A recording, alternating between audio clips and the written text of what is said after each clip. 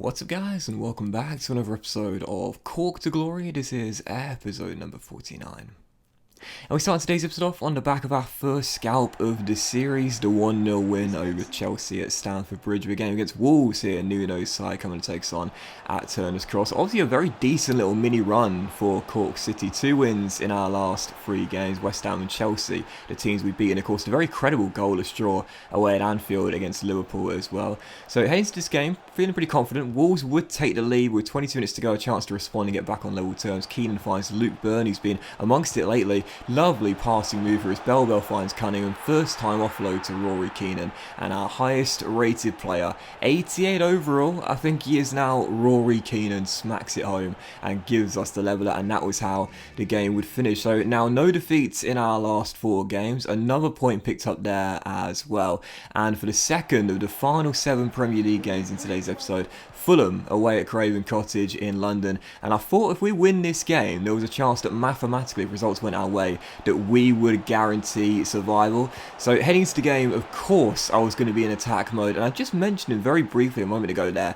This guy, in this second half of the season, is really coming into his own. Now, we know he lost his potential to his special tag, which is so frustrating, because as we know, he had the most potential we've ever seen in this year's career mode at 90 to 94. But Luke Byrne, I know he's not the highest rated in this team, but I would say in half the games this year, we've put Rory Devine at right back, where of course he started out before we transformed him into a holding midfielder, and played Byrne alongside Keenan, and they've had a really good partnership as well. So Luke gives us the lead. Barry Sharkey, club captain, says, lads, we are surviving today, and makes it 2-0 to Cork. You love to see Sharkey get a goal as we go 2 goals up here at Craven Cottage, whilst Fulham would grab a goal back through Myron Boadu with 10 minutes to go. That victory there confirmed that, yes, mathematically, due to results going our way, that put the point gap to 16 with 5 games to go, and that confirmed that Cork City, after that win at Craven Cottage, have guaranteed survival and safety in the Premier League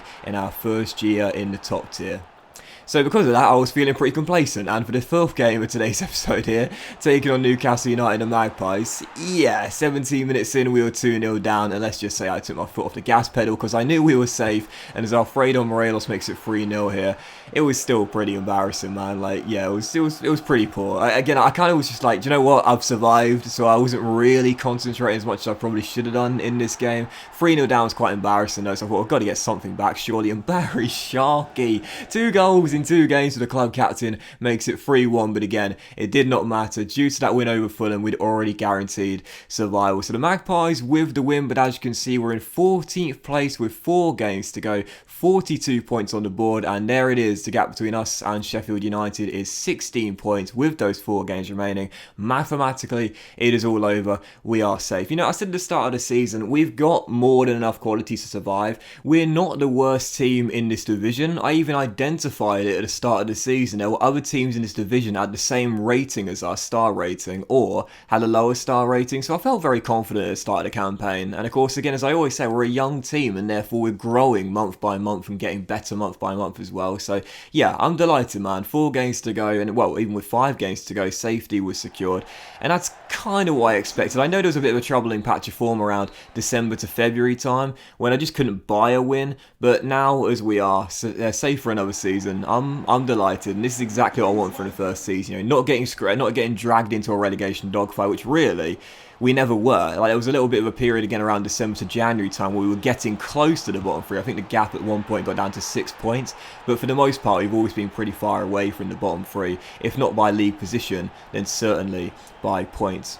Still, following that, the first and final 4 games of the season was a goalless draw at home to Graham Potter's Brighton, and then we took on last year's championship champion Southampton here at home, and after Bell gave us the lead, Hasenhüttl's side would find their leveller with 20 minutes to go in a 1-1 draw. So yeah, back-to-back draws there, and no wins in our last 3 games, and I thought we only got 2 games left in the season there. That was our final game in Ireland. I want to win at least one of our final 4 games to wrap the season up. I know there's nothing to play for now, but I don't want to have like no wins in our last 6 games to end the season. So take on Aston Villa for the penultimate game of the Premier League campaign here away at Villa Park. 8 minutes in, oh yeah, contender for goal of the season from Rory Devine, potential to be special. And again, sometimes he plays right back, sometimes he plays holding mid, but whenever he plays and wherever he plays, he is so consistently good, man. He's a great passer of the ball. Obviously, there are certain players you don't see how good they are in this team due to the highlights mostly being goals in this save,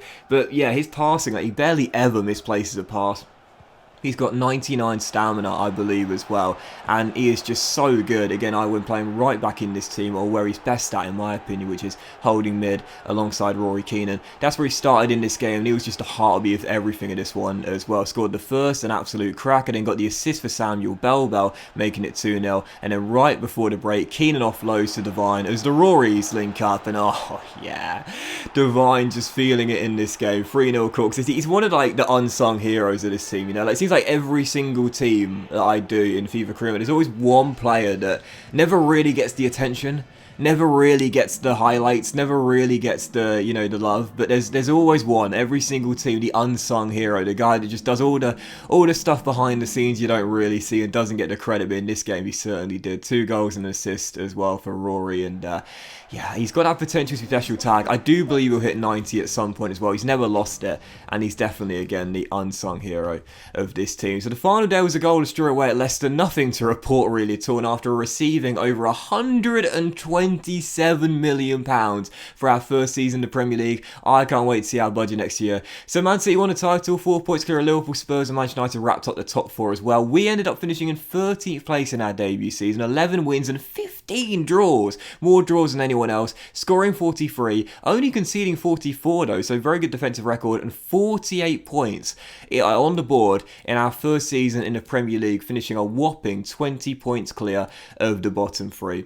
Samuel Bell got into the top 10, I believe, for scorers this year, but was way off the Golden Boot winner Gabriel Jesus. Eamon Cunningham won the assist title though. You know I love to see that, back-to-back assist titles for Eamon Cunningham. He's adapted to the Premier League really well. And Gavin Bazzino had 11 clean sheets this season, but unfortunately was way off the pace in the race for the Golden Glove in our debut year in the Premier League. As for the team of the season, look at this, big Leo getting on the board. Leo was in the team of the season, as was Rory Keane and the assist title winner Eamon Cunningham. So 3 Cork City players going to the team of the season. Thank you very much to the voters, definitely deserved as well. Again, Gary Jesus won the Golden Boot, Cragno won the Golden Glove, and Jesus was also the player of the tournament in the Premier League as well. As for who won what outside the Premier League, Arsenal won the Carabao Cup and Chelsea won the FA Cup this year.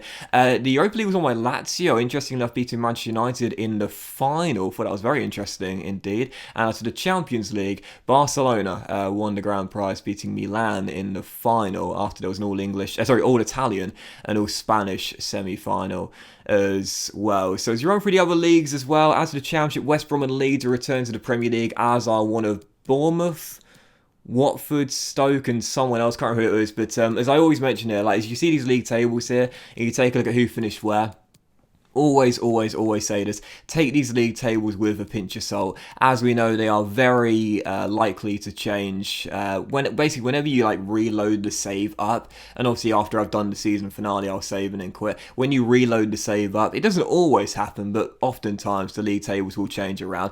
I thought the Bundesliga was really interesting. You know, RB Leipzig won the Bundesliga, and that's kind of fascinating because, you know, now I do see other teams outside of Juventus win the Serie A.